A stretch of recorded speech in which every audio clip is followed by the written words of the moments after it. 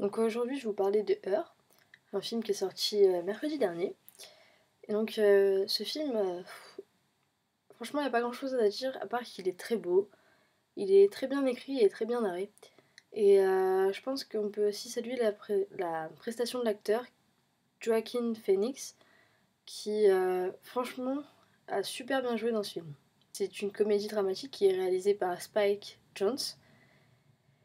Et donc l'histoire, c'est on est dans une société future et Theodore, c'est un homme qui est gris depuis que sa femme l'a quitté et, il y a quelques mois. Et donc un jour, il installe OS1, un nouveau système d'exploitation. Ce système d'exploitation est une intelligence artificielle qui est capable d'évoluer et donc il lui donne une voix féminine et au fil du temps, ils vont finir par tomber amoureux. Donc la thématique, elle est franchement super jolie, je trouve. L'idée qu'un homme et qu'une intelligence artificielle puissent tomber amoureux, c'est, je pense, une bonne idée. Et on a déjà vu des robots qui tombent amoureux d'humains, mais très peu quelque chose d'artificiel mais qui n'a pas de corps tomber amoureux d'un humain. Et justement, on aura une grande partie du film qui est la question sur l'OS qui s'appelle Samantha, qui n'a pas de corps, et justement, ça lui pose problème. Et donc je trouve ça plutôt réussi. On arrive bien à cerner le problème de Samantha et je trouve que ouais, c'est une bonne idée d'avoir choisi une question comme ça.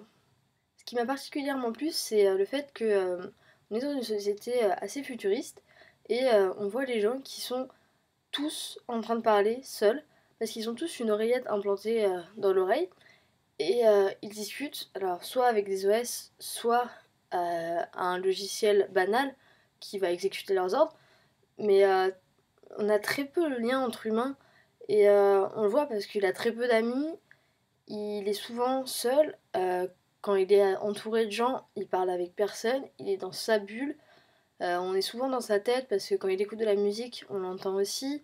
C'est vrai que on, dans des lieux publics, on le voit très peu parler avec des gens et c'est surtout que tous les gens sont rivés sur leurs pensées, ce qu'ils disent à leur appareil et enfin, on dirait un peu des zombies et je trouve que ça reflète déjà assez bien ce qui se passe aujourd'hui parce que de plus en plus on voit les gens arriver sur l'écran de téléphone qui prêtent pas attention aux autres et je trouve que c'est pas mal et ça rend vachement bien et j'ai bien aimé que le réalisateur joue sur ça parce que on se demande si c'est ce qui va pas se passer dans quelques années parce que ben, c'est déjà un peu en train d'arriver avec nos téléphones portables et les nouvelles technologies.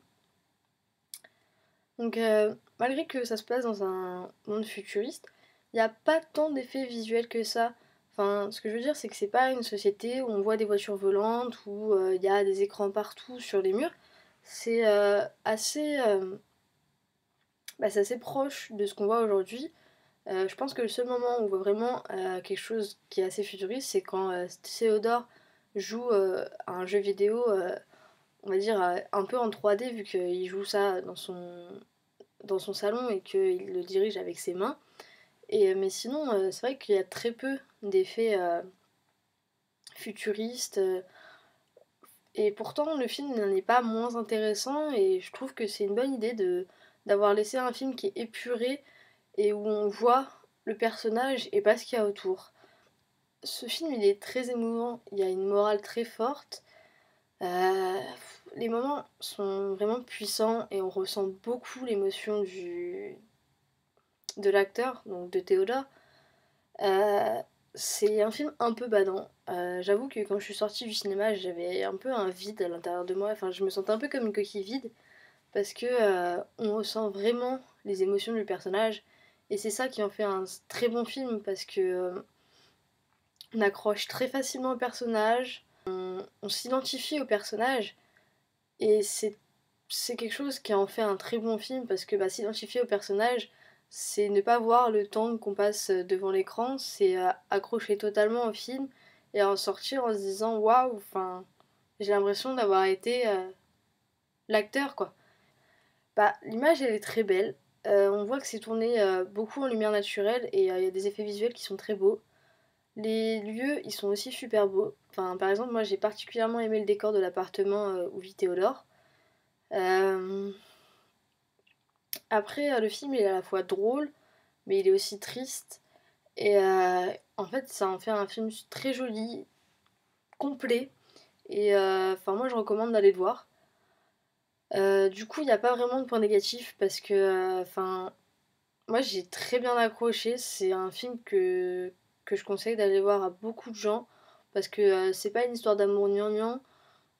C'est très émouvant, c'est très beau et franchement, ça donne envie.